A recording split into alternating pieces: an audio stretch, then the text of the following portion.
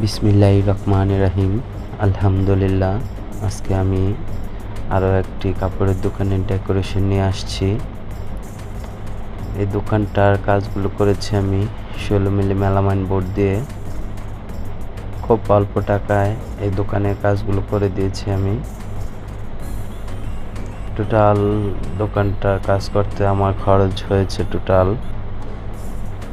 Counter এবং সুকেস ceiling সহ complete এই কাজটি করতে আমার খরচ হয়েছে 95,000 টাকা, ওয়ারিংটা ছাড়া।